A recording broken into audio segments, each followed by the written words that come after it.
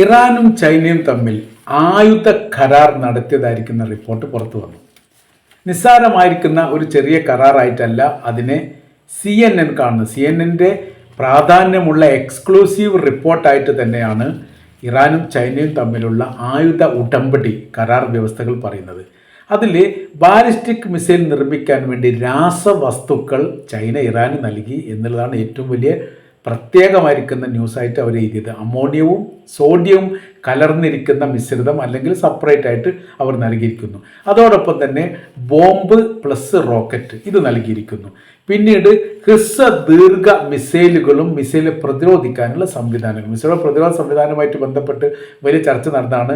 ഇസ്രായേലിൻ്റെ 4 വിമാനങ്ങൾ ഇറാൻ വെടിവെച്ച് വീഴ്ത്തിയിട്ടുണ്ട്. അതിൽ 2 എണ്ണം റഷ്യയുടെയോ ചൈനയുടെയോ പ്രതിരോധ മിസൈലുകൾ പായിച്ചിട്ടാണ് വീഴ്ത്തിയത് എന്ന് ഇതിന് മുൻപ് റിപ്പോർട്ട് വന്നതാണ്. ആ റിപ്പോർട്ടുമായിട്ട് ബന്ധപ്പെട്ട് അന്വേഷണം നടത്താൻ വേണ്ടി തന്നെ ഇസ്രായേൽ തീരുമാനിച്ചിരിക്കുന്നത് എന്തൊക്കെ പ്രതിരോധ സംവിധാനമാണ് തങ്ങളുടെ ഈ വിമാനത്തിന് നേരെ അവർ ഉപയോഗിച്ചത് എന്ന തരത്തിൽ. ഇപ്പോൾ പറയുന്ന യുദ്ധവിമാനം പ്രതിരോധ സംവിധാനങ്ങൾ, അതോടൊപ്പം തന്നെ അമോണിയം സോഡിയം അടക്കമുള്ള ഈ കാര്യങ്ങളെല്ലാം വലിയൊരു ഡീലിംഗ് ഉണ്ടാക്കി എന്ന് പറയുന്ന സമയത്ത് ഏതോ ഒരു യുദ്ധം പ്രതീക്ഷിക്കുന്ന പോലെയോ അല്ലെങ്കിൽ ഈ ഒരു അക്രമം ഉണ്ടായിക്കഴിഞ്ഞാൽ അതിനെ പ്രതിരോധിക്കാനുള്ള സംവിധാനം ഒരുക്കുന്നതിനോ വേണ്ടിയാണ് എന്നാണ് നമുക്ക് മനസ്സിലാക്കാൻ വേണ്ടിയിട്ട് സാധിക്കുന്നത്.